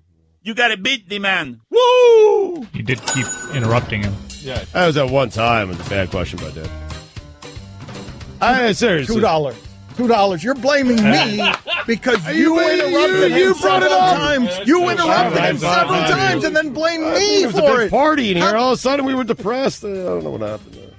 I did ask him about his mom. I mean, you did. I wanted to get away from it. That's all. You may be right that it's his fault, but the fine. It's on me. I put my $2 in. I apologize to Dan. Okay, I put my $2 in. We're good. David Simon is going to join us here in 15 minutes, the creator of The Wire, and also we've got mispronunciations. I think those are mostly going to be Stugotz. All Stugotz or mostly Stugotz? It's all Stugotz. All right, mispronunciations, a new Suey category is next. Dan Le Batard. It really is amazing that you're a professional broadcaster. Yep. The most famous running back in the draft, this is not his name. I feel like Zeke Elliott. I bailed quickly on that one. Stugotz. Hear what I did to poor Dory? Tune in every Saturday from 8 until noon Eastern for Dory and Mel with Dory Nokoa and Mel. Oh, my God. Nokia? Oh, my God. There's a camera. This is the Dan Le Batard Show with the Stugotz on ESPN Radio. Thank you to everyone who has made that, I believe, still ESPN's biggest digital property, right? Hope so. I don't know if the numbers are down or where the numbers have been. I haven't checked in many, many months, but you guys were downloading that at an unprecedented level at the company, so thank you for doing that. You can check it out, ESPN app or Apple Podcasts. Make sure to subscribe if you're on Apple Podcasts. Leave a review. Tell your friends. All right. That's a little more than I wish to. I just wanted to thank the audience. I understand. Just a quick brag and then thank the audience and disguise it as a thank you to the audience. I know I'm trying to keep it. And then you went into sales. I'm trying to keep it as ESPN's number one property. Yes, yes. Digitally, anyways. Benefits all of us, Dan. It's a good job by Mike. That digitally anyway is a big qualifier because we are not ESPN's most valuable property. We are just something that you guys download a lot. Yeah, speak for yourself. All right. So David Simon is going to join us. David Simon created The Wire. He's going to join us in 10 minutes. And I'm told that this mispronunciation category, if you're not familiar with the Sueys, they are our Oscars, where we have 12 categories. Evidently, Best Picture this year is Best Dan Mistake. I am not familiar. This is not a category we've ever done before, and it's skyrocketed straight to Best Picture. It's like Best New Artist closing the Grammys instead of Album of the Year. Okay. All right. So unprecedented. Best stand mistake. I can't wait to hear that one. That'll be Best Picture. You may retire afterwards, citing dementia. Well, maybe we'll do it. Maybe that'll be where I retire. On that note right there, ladies and gentlemen, here are all my mistakes, and bang, it'll be like the Michael Jordan shot over Byron Russell. Oh, man. Except incompetent. I'm Byron Russell in that equation. Right. Like I'm not Michael Jordan. Jordan shoving you out of the industry. That's correct. So the Stugotz Mispronunciations is always very popular. Is this my walk-off? You got a lot. Dismissal is yours. Usually yours. But this one is really good, and I'm told he's improved. Last year, this was 1 minute and 10 seconds long. This year, it's 50 seconds long. 50. You asked me to try harder. There you go. 1% less worse. So here it is, Stugotz. This is Stugotz being better at his job of communicating.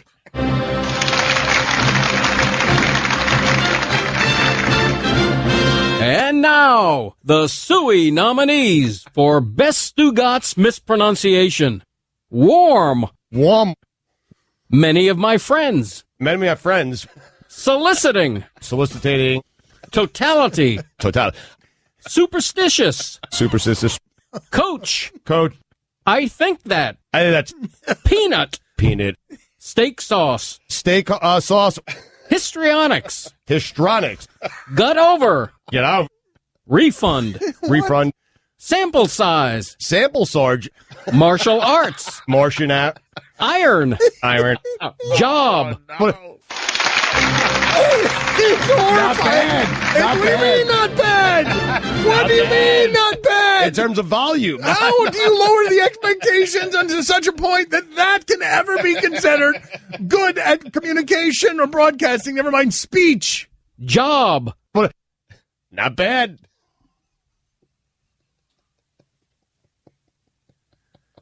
Let me hear again, Stugotz saying job. One more time. Job or steak sauce, because we were hung up on steak sauce. It's only 50 seconds long. We could do it one more time. So you couldn't find job. Needle in a haystack. Yeah.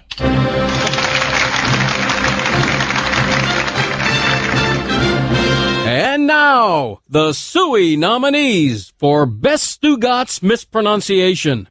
Warm. Many of my friends. Soliciting. Totality. Superstitious. Coach. I think that. That's Peanut. Steak sauce. Sauce. Histrionics. Got over. Get out. Refund. Sample size. Sarge. Martial arts. Martian app. Iron. Job. Martian out. Now, the leap comedically that we make from you making sample size into a sergeant of some sort, and then the next step on that being Martian arts, it's like two notes of it's comedy perfection. You calling them Martian arts. And don't even get me started on how you were in a big hurry to get somewhere before you finished saying the word totality. Like you had to rush out of the room on totality, so you just got out of there and then you 1% less worse. Yeah. Huh? Unbelievable, man. What? But that is better. Job is a tongue twister, man. That is Stugotz. That marks Stugotz improvement right there. Yes. Everything you just heard is him being better than last year. That's him doing his job 1% less worse. David Simon of The Wire joins us next. Dan Le Batard. Texter writes in, Stugotz looks homeless today. If I saw him walking down Ocean Drive, I would give him $5. Stugotz. Thank you. This is the Dan Le Batard Show with the Stugotz on ESPN Radio. ESPN Radio is presented by Progressive Insurance. David Simon going to join us in just a minute here on the Shell Pennzoil Performance Line. Here's your SportsCenter update. San Francisco 49ers offensive assistant Katie Sowers came out in an interview with Outsports.com while discussing her sexual orientation. subsequently becoming the National Football League's first openly gay coach. She's the second woman coach in NFL history and is currently assisting the wide receivers.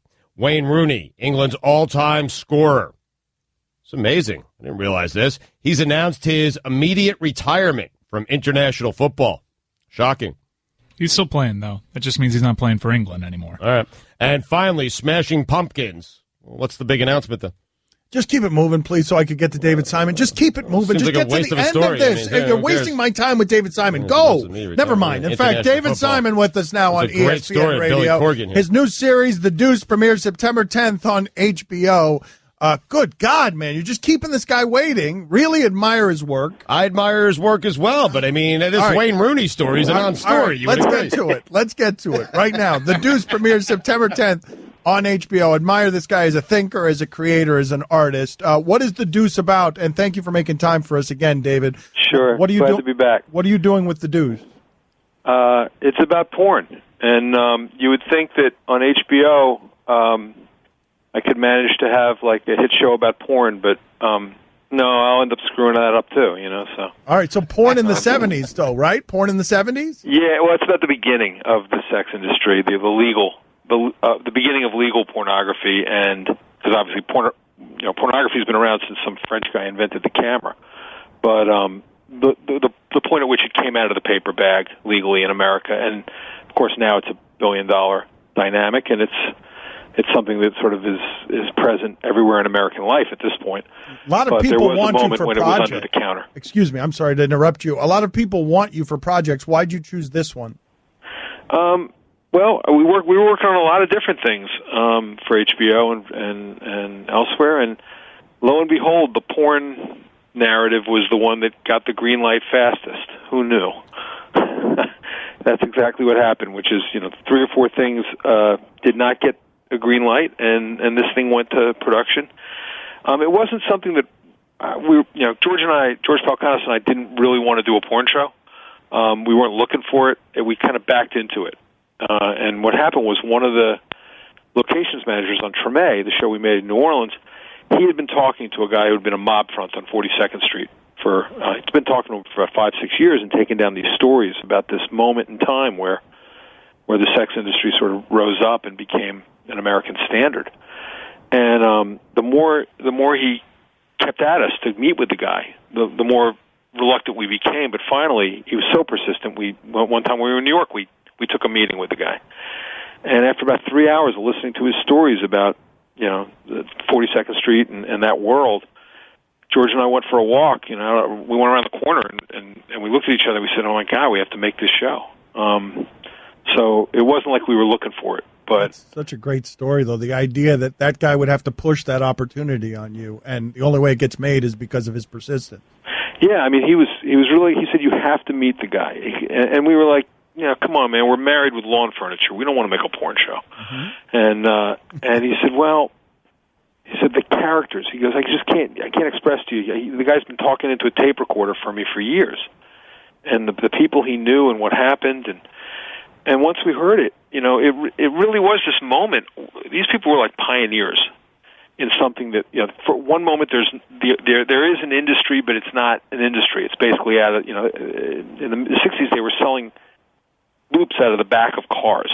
You couldn't sell it over the counter. And then suddenly, 71, 72, they're showing Deep Throat at a theater in New York, and they're rolling out red carpets, and celebrities are walking in. Something happened, and of course now it's a dynamic that everybody in America, we don't sell cars or beer or blue jeans without at least a nodding reference to the imagery and the psychology of pornography. It's become an American standard. If this guy tackles the topic, it's going to be thorough and well done. New series, The Deuce, premieres September 10th on HBO. When it comes to The Wire, David, can you tell us the story in retrospect that you had to fight to keep The Wire going, that HBO was ready to end The Wire, and what was the moment that you thought was most hopeless that The Wire was going to vanish before you were done with it? Well, there were a couple of hopeless moments. The first one I remember was after season 3, we had finished the overt line of the Barksdale story, and as Chris Albrecht said, he said, why should we try to snatch defeat from the jaws of victory? You know, we're getting good reviews. We finished the story. We did 3 seasons. Nobody's watching the show. I mean, we didn't have any viewership on the air. He said, why don't we end this? And he did give me, he and Carolyn Strauss gave me a chance to walk in and sell them on the last 2 seasons what the plot lines were going to be. And, you know, on the merits, he basically let us go ahead. It was a remarkable thing in television, because usually it's all about numbers. But here, I actually just did the stories of the season 4 and season 5. I was doing the dance in the office of saying what would happen and how we would finish it out and why we needed to finish it out. And he allowed season 4 to go ahead, but I remember season 5. I remember being in a hotel room in Maputo, Mozambique, because we were location scouting for Generation Kill, and I got a call and they said, we're not renewing the show for season 5 for the last season. And you know, I lost my shit again. I just did. I can't tell you how miserable I was then, because I felt like I was, you know, thousands of miles away and I couldn't present the same kind of argument. And the idea of finishing with season 4, you know, all those bodies in the vacants, and no way to sort of resolve the situation with Marlowe, I felt like, my God, this is the worst possible ending.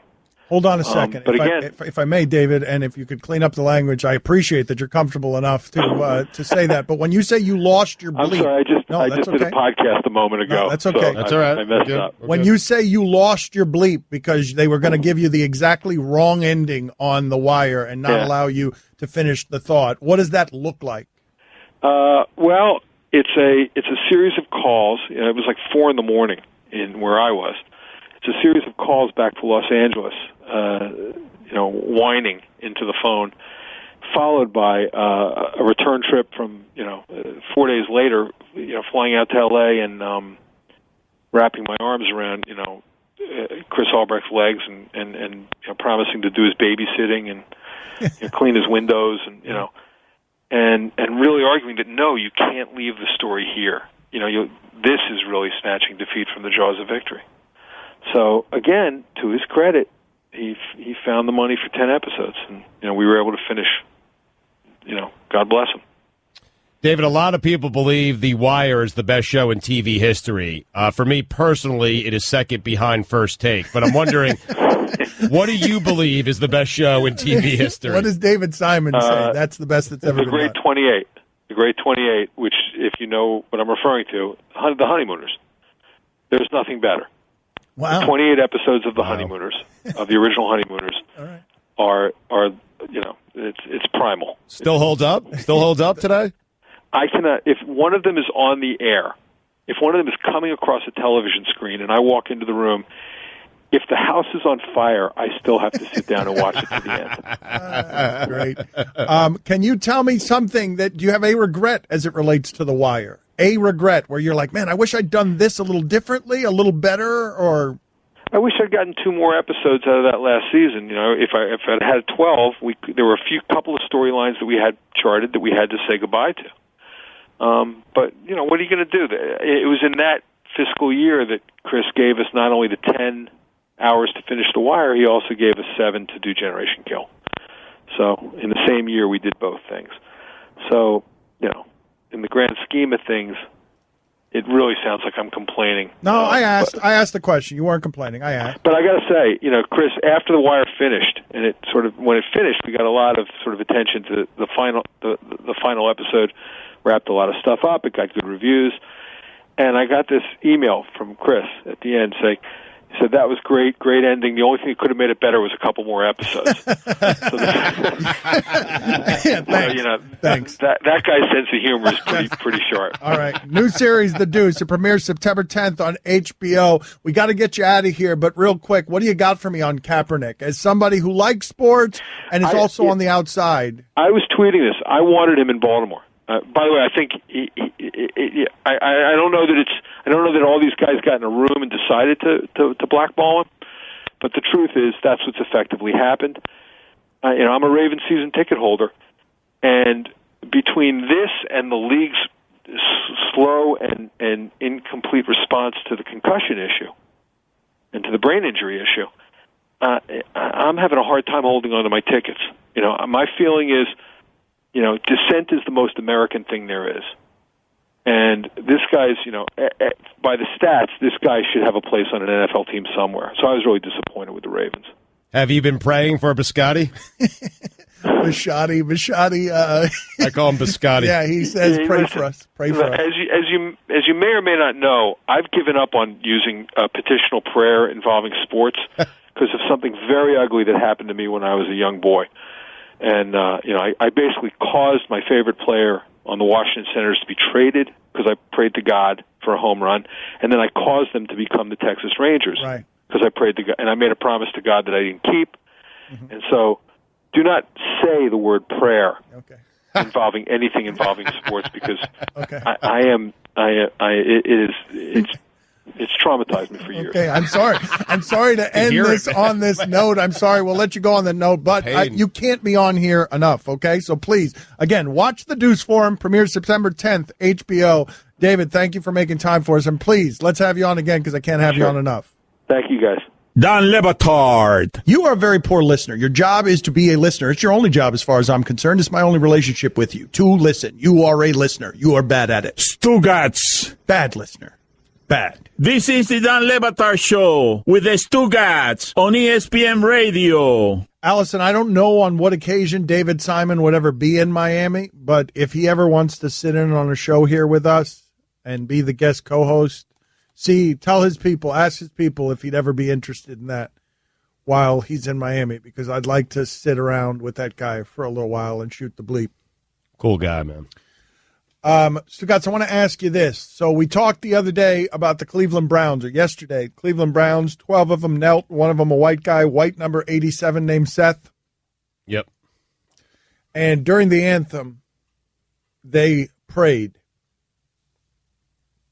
And the question I want to ask you is, if that's the way the original protest had looked, and it had been about the same thing, but it looked like that, how would it have been different? Instead of it having one face, Kaepernick, and then Kaepernick giving his voice to the issues, what if the original protest had been 12 guys, multi-ethnicities, and invoking God while next to the flag, so it's less of an act of defiance and more of an act of prayerful peace? How does everything play out differently if the evolution of the protest had been the starting point on the protest? It's received completely differently, isn't it? I don't know. Probably in a positive. I would like to think in a positive way. It becomes harder to attack the messenger. Correct.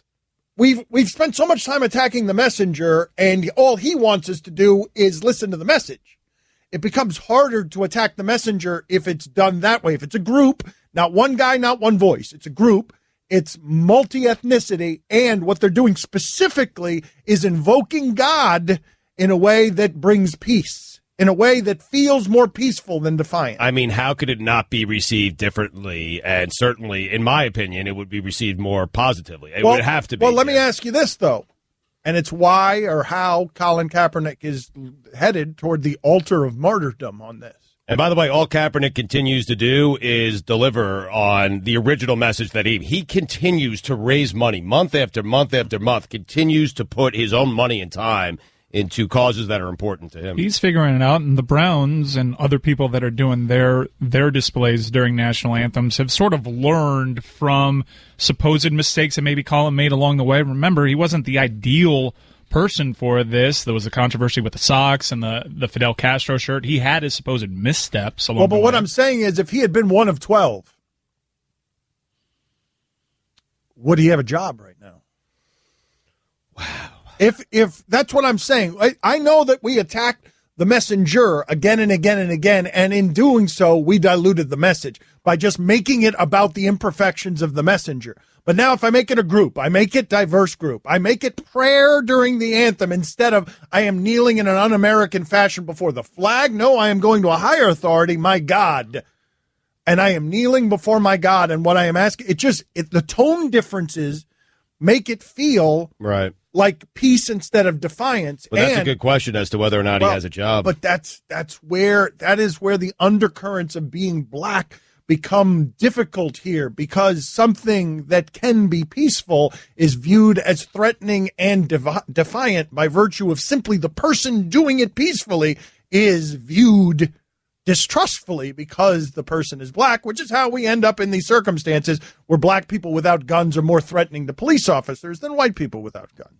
And keep in mind, Kaepernick's initial protest wasn't him kneeling. He learned that. He changed up his initial protest. He was just sitting on a bench the first time he tried it. I know, but that's why I do wonder if, because now they've perfected the protest. And I just wonder if I had placed this, what happened the other night, as the starting point of the conversation, whether people would be forced to, in the media, address what Kaepernick is specifically protesting instead of the manner in which he is protesting it.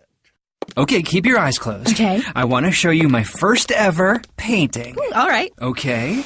Open your eyes. Oh, that's a lot of colors and shapes. So be honest. What do you think? Well, I like how if you switch to Geico, you could save hundreds of dollars on car insurance. Oh, yeah, that's true. Yeah. Here, why don't I